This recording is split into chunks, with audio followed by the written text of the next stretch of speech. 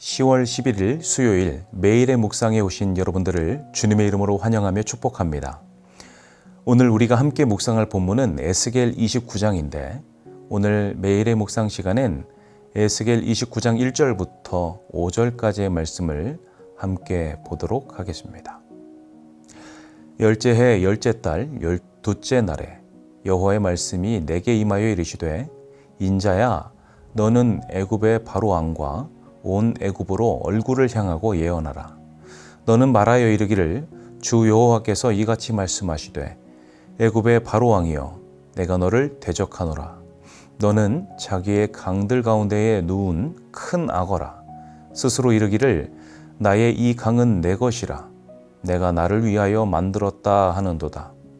내가 갈고리로 네 아가미를 꿰고 너의 강의 고기가 내 비늘에 붙게 하고 내 비늘에 붙은 강의 모든 고기와 함께 너를 너의 강들 가운데에서 끌어내고 너와 너의 강의 모든 고기를 들에 던지리니 내가 지면에 떨어지고 다시는 거두거나 모으지 못할 것은 내가 너를 들짐승과 공중의 새의 먹이로 주었습니다. 아멘. 에스겔 29장 말씀은 25장부터 이어지고 있는 남유다 주변 국가들에 대한 하나님의 심판 예언 중 남유다가 하나님보다 그토록 더 의지하였던 강대국 애굽에 대한 심판 예언으로 시작합니다. 애굽은 당시 주변국에 많은 영향력을 끼쳤던 대제국이었기에 애굽에 대한 심판 예언은 32장까지 이어지고 있고 우리가 앞서 25장부터 보았던 다른 주변 국가들의 심판 예언에 비해 7개의 신탁 내용이 기록될 정도로 분량이 상당하다는 것을 알 수가 있습니다. 오늘 우리가 읽은 본문 3절에서는 애굽의 바로 왕을 강들 가운데 누워있는 큰 악어로 비유하고 있는데요. 여기서 말하는 강은 애굽의 젖줄이자 생명줄인 나일강을 일컫는 것으로 볼 수 있습니다. 실제로 나일강은 애굽을 고대 근동 지역의 패권 국가로서 우뚝 서게 만드는 역할을 했습니다. 아브라함과 야곱의 시대에 가나안 땅에 극심한 기근이 찾아와도 애굽은 나일강 덕분에 풍요로움을 유지할 수 있었고 반만년에 우리 한민족 역사의 시작이었던 고조선이 등장하던 그때 이미 애굽에서는 기자 피라미드라 불리는 엄청난 건축물들을 지어낼 정도였습니다. 그뿐만 아니라 애굽의 풍요로움은 기근을 피해 내려온 야곱의 후손들이 정착하고 번성하여 큰 민족을 이루게 했다는 사실을 우리는 너무나 잘 알고 있는 것이죠. 다시 본문으로 돌아와서 애굽의 바로 왕을 강들 가운데에 누운 큰 악어로 묘사하고 있는 부분 중에 누워있는, 누운 이 부분에서 사용된 원문을 함께 보길 원합니다. 여기에서 사용된 히브리 단어 라바츠는 일반적으로 동물이 땅에 엎드린 모습을 묘사한 단어입니다. 우리가 잘 아는 시편 23편에 그가 나를 푸른 풀밭에 놓이시며 여기에서 사용된 표현이기도 하죠. 그런데 라바츠라는 히브리 단어는 그냥 단순히 옆으로 누워있는 상태를 나타내는 것뿐만 아니라 편안한 보금자리 가운데 아주 만족해하며 편안하게 쉰다는 의미를 담고 있습니다. 그런데 시편 23편에서는 양떼가 목자이신 주님으로 말미암아 평안함을 누리며 쉬고 있는 모습이지만 오늘 우리가 함께 읽은 본문 에스겔 29장 3절에 등장하는 악어의 모습은 어떻습니까? 그가 이처럼 평안을 누리는 이유를 자기 스스로 말하길 이 강은 내 것이라 내가 나를 위하여 만들었다 라고 하면서 교만에 빠져 있는 모습이라는 것이지요. 사랑하는 성도 여러분, 애굽 땅에 나일강을 열어주셔서 그곳에 풍요를 허락하시고 강대국으로 성장하도록 역사하신 분은 누구일까요? 애굽의 바로 왕이 나일강에 편안히 누운 악어와 같이 될 수 있었던 것은 바로 왕이 그가 잘나서가 아니라 창조주 하나님께서 애굽 땅에 나일강을 허락하셔서 이스라엘 민족 구원의 역사를 위해 사용하시려는 위대한 섭리 가운데 애굽이 있었기 때문이었지 그 이상도 그 이하도 아니었던 것입니다. 우리가 어제 함께 묵상했던 에스겔 28장에 두로 왕이 자기 자신을 하나님이라고 말한 것과 같은 죄를 애굽의 바로 왕도 역시 범하고 있었던 것이죠. 하나님이 허락하신 나일강과 그에 따른 비옥한 토지를 자신이 만들었다며 하나님의 영광을 가로채는 바로의 교만을 하나님께서는 이어지는 4절 이하의 말씀으로 심판을 경고하고 계십니다.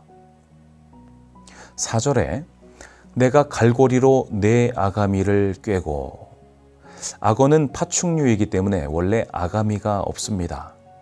원문에서는 턱뼈 또는 뺨으로 기록되어 있는데 번역이 조금 아쉬운 부분이긴 합니다만은 중요한 것은 무엇입니까? 스스로 교만하여 풍요의 강가에 누워서 자신을 신이라 부르는 바로왕을 하나님이 갈고리로 그 턱뼈를 뚫어 꿰은 다음 강의 고개들이 그 비늘에 붙어 함께 끌려나와 들에 던져진다는 심판 경고가 선포된 것입니다. 여기서 악어의 비늘에 붙어 함께 끌려나와 심판을 받게 된 고기들을 해석하는 관점이 크게 두 가지로 정리됩니다. 첫 번째는 애굽과 동맹 관계에 있었던 국가들이라는 해석, 그리고 두 번째는 애굽의 백성들을 의미한다는 해석인데 이 두 가지 관점 모두 타당성이 있어 보이나 성경학자들은 후자 쪽을 조금 더 무게감 있게 보고 있습니다. 오늘 본문 5절에 이르면 바로 왕으로 비유된 큰 악어가 강에 있던 모든 고기들과 함께 들에 던져지게 된다는 심판 내용이 등장하지요. 들판, 들로 기록된 부분의 원문은 우리가 흔히 생각하는 푸르른 녹지가 아닙니다. 이것은 사막과도 같은 황폐한 광야를 나타내고 있습니다. 악어라는 동물은 습지나 강가에서 살아야 생존할 수가 있죠. 그러한 악어를 광야 한복판에 던져놓게 된다면 어떻게 되겠습니까?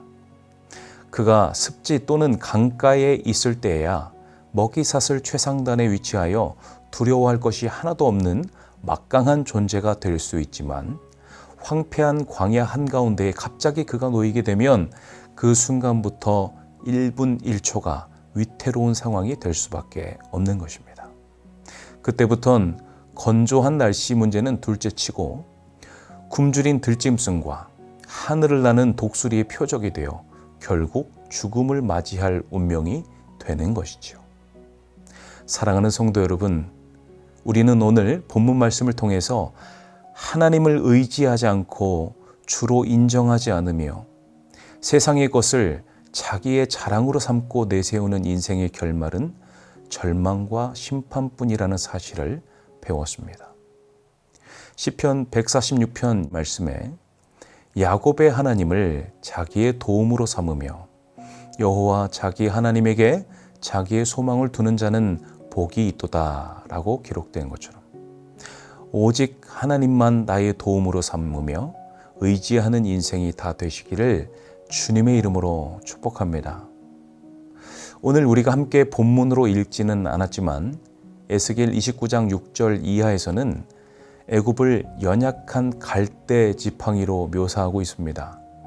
성도 여러분, 누가 갈대처럼 연약한 재료를 가지고 지팡이로 만들겠습니까?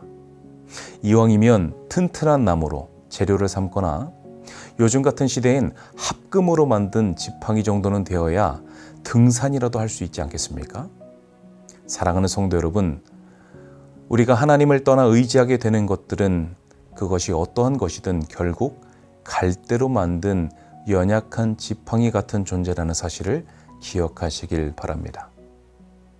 시편 23편 말씀과 같이 우리는 오직 여호와 하나님께서 나의 목자가 되심으로 말미암아 부족함이 없고 사망의 음침한 골짜기를 다닐지라도 두려워하지 않음은 주님이 나의 목자 되시며 나의 방패와 반석 되시며 피난처이시며 환난 중에 만날 크고 위대한 도움이 되시는 주님을 내가 의지하기 때문이라는 고백으로 나아갈 때에 우리는 변함없으시며 신실하신 주님의 은혜로 충만하게 되는 인생이 다 될 줄 믿습니다.